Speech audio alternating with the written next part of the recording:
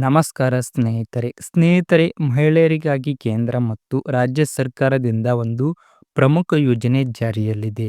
ಈ ಯೋಜನೆಯ ಮೂಲಕ ಅರ್ಹ ಮಹಿಳೆಯರು ಒಟ್ಟು ಸುಮಾರು 11,000 ರೂಪಾಯಿವರೆಗೆ ಸಹಾಯಧನ ಪಡೆಯುವ ಅವಕಾಶ ಇದೆ. ಮಹಿಳಾ ಮತ್ತು ಮಕ್ಕಳ ಅಭಿವೃದ್ಧಿ ಇಲಾಖೆಯ ಮೂಲಕ ಈಗ ನೋಂದಣಿ ಪ್ರಕ್ರಿಯೆ ಆರಂಭವಾಗಿದ್ದು, ಅರ್ಹ ಮಹಿಳೆಯರು ಅರ್ಜಿ ಸಲ್ಲಿಸಬಹುದು. ಈ ಯೋಜನೆ ವರ್ಷಪೂರ್ತಿ ಲಭ್ಯವಿರುವುದರಿಂದ ಅರ್ಹರಾದ ಮಹಿಳೆಯರು ತಮ್ಮ ಸಮಯಕ್ಕೆ ಅನುಗುಣವಾಗಿ ಅರ್ಜಿ ಹಾಕಬಹುದು. ಹಾಗಾದರೆ ಯಾವ ಮಹಿಳೆಯರು ಈ ಪ್ರಯೋಜನ ಪಡೆಯಬಹುದು ಮತ್ತು ಅರ್ಜಿ ಹೇಗೆ ಸಲ್ಲಿಸಬೇಕು ಅನ್ನೋದನ್ನ ಈ ವಿಡಿಯೋದಲ್ಲಿ ವಿವರವಾಗಿ ನೋಡೋಣ.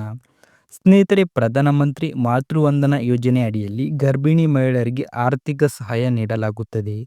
ಈ ಯೋಜನೆಯ ಉದ್ದೇಶ ಗರ್ಭಿಣಿ ಮಹಿಳೆಯರು ತಮ್ಮ ಶಿಶುಗಳ ಆರೋಗ್ಯವನ್ನು ಉತ್ತಮವಾಗಿಡುವುದಾಗಿದೆ.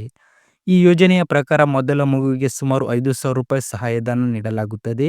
ಎರಡನೇ ಮಗುವಿಗೆ ಸುಮಾರು 6,000 ರೂಪಾಯಿ ನೀಡಲಾಗುತ್ತದೆ. ಈ ರೀತಿ ಒಟ್ಟು 11,000 ರೂಪಾಯಿವರೆಗೆ ಮಹಿಳೆಯರು ಪಡೆಯುವ ಅವಕಾಶ ಇರುತ್ತದೆ.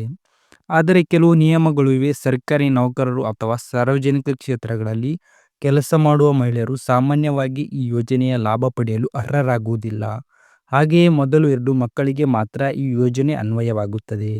ಅರ್ಜಿಯನ್ನು ಸಲ್ಲಿಸಲು ಹತ್ತಿರದ ಅಂಗನವಾಡಿ ಕೇಂದ್ರ ಅಥವಾ ಮಹಿಳಾ ಮತ್ತು ಮಕ್ಕಳ ಅಭಿವೃದ್ಧಿ ಇಲಾಖೆಯ ಕಚೇರಿಗೆ ಭೇಟಿ ನೀಡಬಹುದು. ಅಲ್ಲಿ ಅಗತ್ಯವಾದ ದಾಖಲೆಗಳನ್ನು ಸಲ್ಲಿಸಿ ನೋಂದಣಿ ಮಾಡಿಸಬಹುದು.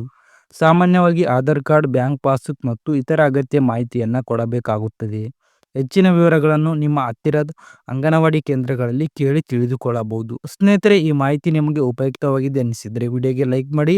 ಇನ್ನಷ್ಟು ಸರ್ಕಾರಿ ಯೋಜನೆಗಳ ಅಪ್ಡೇಟ್ ಪಡೆಯಲು ನಮ್ಮ ಚಾನೆಲ್ನ ಸಬ್ಸ್ಕ್ರೈಬ್ ಮಾಡಿ.